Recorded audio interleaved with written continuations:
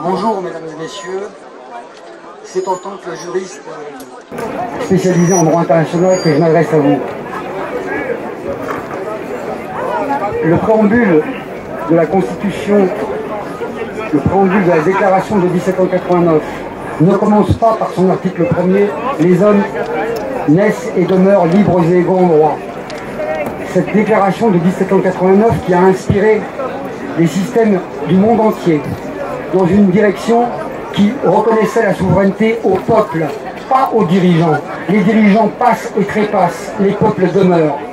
Cette déclaration de 1789, sur laquelle est fondé les systèmes juridiques du monde entier et l'Organisation des Nations Unies, dont le siège européen est derrière mon dos, commence par un préambule, considérant que l'ignorance, l'oubli et le mépris, considérant que l'ignorance, l'oubli et le mépris sont les seules causes des grands malheurs publics et de la corruption des gouvernements.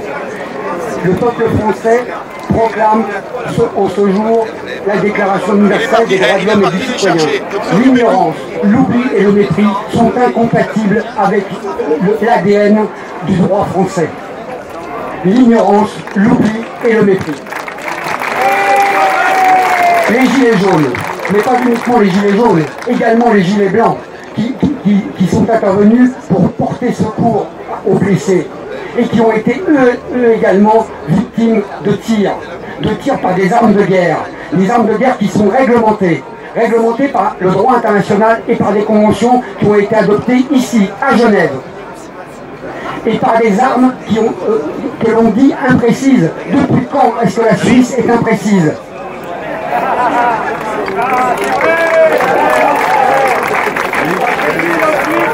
L'ignorance, l'oubli et le mépris, le triptyque qui caractérise la dérive absolue de la France depuis des années.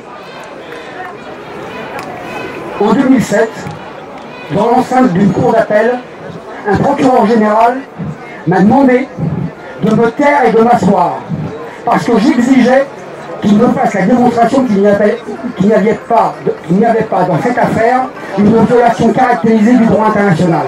Il demande à un avocat français de se taire. Un avocat, c'est quelqu'un, advocatus, qui parle à la place de celui qui n'a pas les moyens de le faire.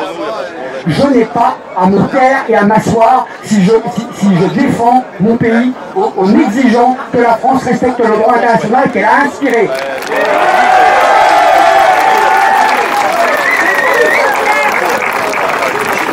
En 2007, la seule réponse que j'ai eue, c'est d'enlever les boutons de ma robe un par un.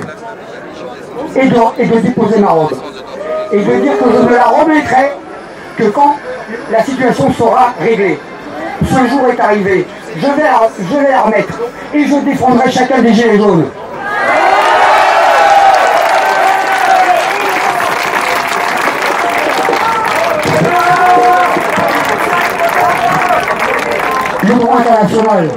Le droit international public, c'est une matière compliquée, c'est une matière quasiment impénétrable pour quelqu'un qui n'est pas rompu par des années d'études. En France, on peut être avocat sans faire une heure de droit international.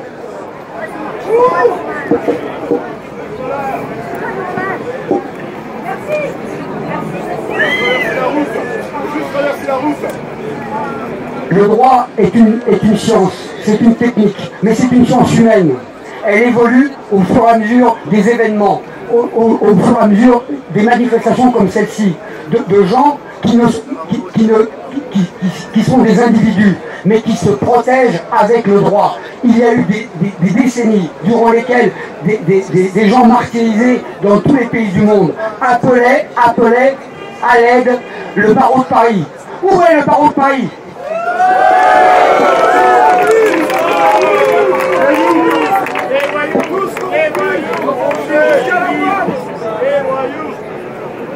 Alors aujourd'hui, je prends la parole pour les gilets jaunes et pour les gilets blancs. Les gilets jaunes, ce n'est pas un mouvement politique, c'est un mouvement économique et humain. Ce sont des gens qui ne peuvent pas terminer le mois alors qu'ils font le maximum et qu'ils sont pompés par des gens qui abusent, qui sont corrompus, qui les ignorent, qui les oublient et les méprisent. C'est ça la vérité. ce mouvement ne s'arrêtera pas. Tant qu'il restera un gilet jaune, le mouvement des gilets jaunes sera vivant. Et il appellera les peuples du monde entier à faire attention. Si la France utilise des armes de guerre pour fermer, pour crever les yeux de gens qui les ont ouverts, c'est fini. C'est la Troisième Guerre mondiale. L'ONU a été créée après la Deuxième Guerre mondiale. Vous ne sentez pas comme la troisième arrive? Alors les guerres, elles commencent par des déclarations de guerre et elles se terminent par des traités de paix. Ce sont donc des actes juridiques. Les actes juridiques sont compliqués à comprendre. Mais aujourd'hui, avec Internet, c'est facile. C'est facile. La déclaration des droits de l'homme commence par un préambule. L'ignorance, l'oubli, le mépris. Ça suffit. Le peuple français n'a pas à être ignoré, oublié et méprisé par des gouvernants qui ne font que passer.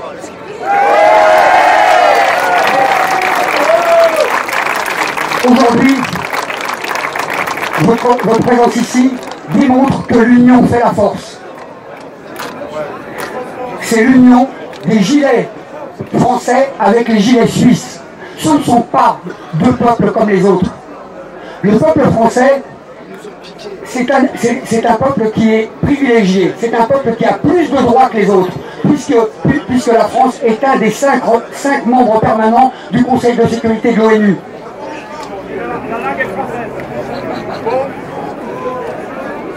Le droit international place certains peuples au-dessus des autres.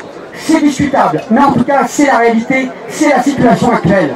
Si le peuple français, qui dispose d'un droit de veto à l'ONU, si le peuple français dit Macron démission, il faut écouter. Il ne faut pas l'ignorer, il ne faut pas le mépriser, il ne faut pas l'oublier et il ne faut pas crever les yeux parce que les yeux des gens qui ont les yeux grands ouverts et qui ouvrent la bouche pour ouvrir les yeux de leurs compatriotes et du reste du monde.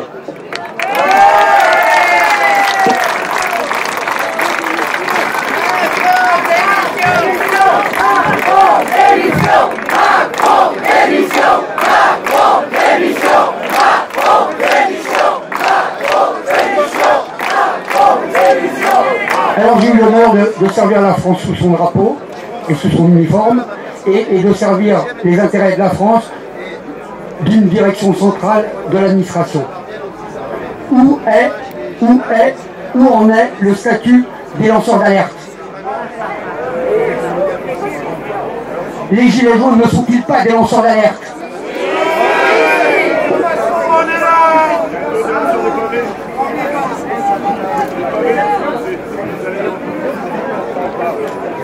Alors la guerre et la paix ont deux couleurs.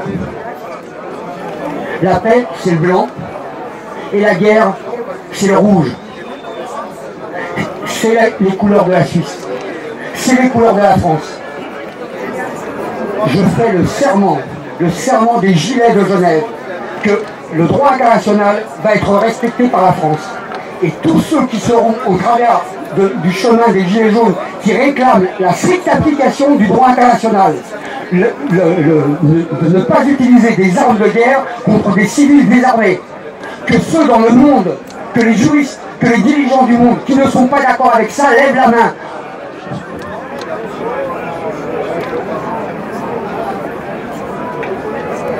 C'est le drapeau de la Croix-Rouge, c'est le drapeau suisse, c'est le drapeau de la Savoie. Quand on parle du peuple français, il faut parler des peuples français. Il y a plein de peuples qui sous l'administration française souffrent, voient leurs droits bafoués. Ça suffit, le droit international doit être respecté par la France.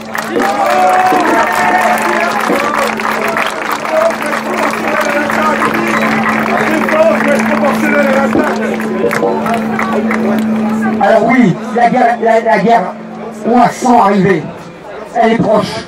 Et ce sont, comme vous, les hommes et les femmes de bonne volonté, qui peuvent l'éviter, qui peuvent l'empêcher. En chinois, la crise est écrite avec deux idéogrammes. Le premier, c'est la crise, c'est le danger, et le deuxième, c'est l'opportunité. Une crise, c'est un danger et c'est une opportunité. Cette crise que les Gilets jaunes incarnent, cette crise, elle va aboutir soit à la lumière, soit aux ténèbres. Mais ce n'est pas en fermant les yeux de ceux qui les ouvrent et qui ouvrent la bouche qu'on empêchera la guerre. C'est ça la guerre. C'est fermer de force ceux qui ont les yeux grands ouverts. Aujourd'hui, la technologie est arrivée. Nous passons d'un monde où la véracité est inéluctablement remplacée par la vérité. Jusqu'à présent, il suffisait de présenter les choses de manière vraisemblable pour que ça marche, pour enfumer les peuples. Aujourd'hui, les peuples réclament la vérité.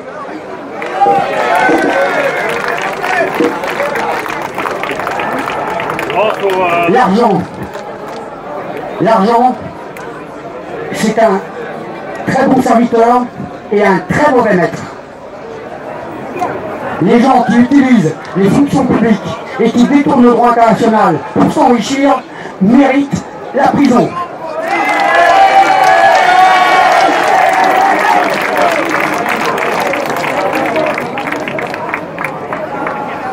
La promotion à laquelle j'ai appartenu à Saint-Cyr avait pour emblème et pour dicton: ce monde se perd, il faut le refaire.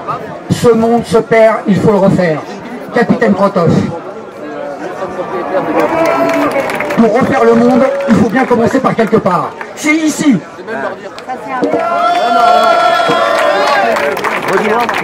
Pour qu'un monde soit remplacé par un autre, il y a forcément une transition. La transition, ce sont les gilets jaunes.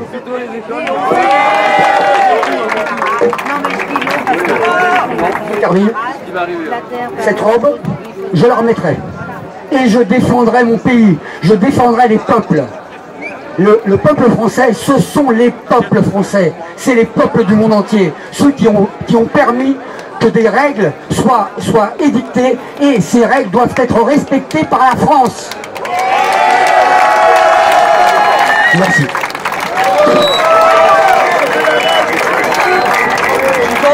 Psychologique, celle que vous avez pu endurer vous aussi, sans être blessé. Près de 2500 blessés côté manifestants, 1750 du côté des forces de l'ordre, 24 éborgnés parmi les manifestants, 5 ont eu la main arrachée. Inacceptable, ça signifie que vous reconnaissez un usage inacceptable de la force. Est-ce que le maintien de l'ordre a été mal géré, déficient? Il n'y a pas de liberté s'il n'y a pas d'ordre public. L'ordre public, ça n'est pas l'arbitraire. C'est l'ordre qui protège la liberté de chacun. Mais qu'avez-vous voulu dire avec blessure inacceptable? Je vais y répondre. Il y a eu un très gros travail du ministre de l'Intérieur, du secrétaire d'État auprès de lui, de l'ensemble de ses équipes, du préfet de police, du Premier ministre qui s'est fortement engagé sur ce sujet. Ce que demandent avant tout nos concitoyens, c'est qu'il n'y ait pas de désordre. La plus inacceptable, c'est la violence des manifestants, des Black Blocs, de tous ceux qui, au fond, ont travesti ce qui était ce mouvement. Vous comprenez bien que je vous parle des blessures inacceptables que vous avez vous-même évoquées, parce que c'est nouveau, c'est un élément nouveau. J'y reviens que pendant tous ces mois, nos forces de l'ordre ont fait un travail remarquable qui était demandé. On nous a parfois reproché de ne pas le faire assez fort, mais il est à noter qu'aucun pays n'a eu à vivre de tels moments de violence et que les conséquences sont beaucoup plus limitées que ce qu'on a pu vivre dans d'autres cas. Vous dites qu'on vous a reproché de ne pas avoir tapé assez fort, on vous a reproché aussi d'avoir tapé trop fort, notamment en envoyant des forces de l'ordre qui n'étaient pas assez formées au maintien de l'ordre et qui usaient trop facilement des fameux lanceurs de balles. J'y viens. Et je vous demande de me faire confiance, parce que je vais regarder de là où je suis aussi en étant le garant. Chacun, et en tant que président de la République, ce qu'on a vécu est quelque chose qui m'a profondément blessé, heurté. Parce que la police française, nos forces de l'ordre ne sont pas là pour que ces scènes se passent. Et les policiers ne s'engagent pas dans la police pour avoir à vivre ce qu'ils ont vécu. Et en effet, parfois, à devoir tirer sur des gens très violents, parce qu'ils sont violents, avec de LBD. Et parfois d'ailleurs, quand il y a des erreurs, et je vais revenir sur ce point, le faire sur des gens qui ne l'étaient pas. Moi j'ai été dans la préfecture de Puy-en-Velay. J'ai vu des agents qui ont failli mourir par la folie collective qui à un moment s'est installée. Donc c'était cela, le moment du pays où on en était. Il fallait quand même que l'ordre soit tenu. Il ne l'a pas été tenu d'une manière, si vous voulez, où il y a eu ce que j'appellerais des violences irréparables. Le pire a été évité grâce à leur professionnalisme. Inacceptable, mais pas irréparable. C'est noyé donc, en toute indépendance. De la fête de la musique après une intervention des forces de l'ordre. Dans une fête qui dont on peut interroger à la fois les autorisations, le lieu et après une intervention des forces de l'ordre. Donc tout ça est compliqué, je ne veux pas le résumer à une seule responsabilité, surtout c'est dans la main de la justice. Mais tout au long de cette période, il n'y a pas eu de mort à déplorer. Il y a une dame, et l'enquête là aussi est en cours, à Marseille, qui était dans un étage, qui est une mort suspecte. Mais donc je veux vous remettre ça en place parce que... Ça, je crois que c'est bien remis en perspective. Oui, mais c'est essentiel. Et à côté de ça, il y a tous les blessés que vous avez rappelés. Blessés du côté de la police, blessés du côté des manifestants. Et bien sûr, ces blessures sont inacceptables. Et donc, ce que nous devons faire, c'est premièrement mener toutes les enquêtes administratives. Elles ont été lancées à chaque fois par le ministre, pour pouvoir regarder ce qui a été fait, si ça a été fait en bonne et due forme. C'est administratif. Et quand des mesures doivent être prises, des sanctions, qu'elles le soient. Ensuite, c'est que tout ce qui doit être judiciarisé le soit. Ni vous ni moi ne pouvons savoir si la personne qui a été blessée était dans une situation où elle s'est mise elle-même et où elle a attenté à la sécurité d'un policier, où elle l'a mis dans une situation qui l'a conduit à ça. Je souhaite, moi, qu'on fasse plusieurs choses. Qu'on ait une réflexion collective et un travail pour que on éradique progressivement la grande violence. C'est-à-dire qu'il faut qu'on puisse, avec ces groupes qu'on appelle les Black Blocs, qui souvent ont été la raison de ça, qui s'infiltrent et qui font le pire, qui provoquent, qu'on arrive à trouver une solution durable. Moi, je ne l'ai pas dans ma poche, mais qu'on lance cette réflexion. Et ensuite, qu'on regarde comment changer notre manière d'assurer la sécurité pour réduire très fortement le nombre de blessés qu'on fait dans ces cas-là.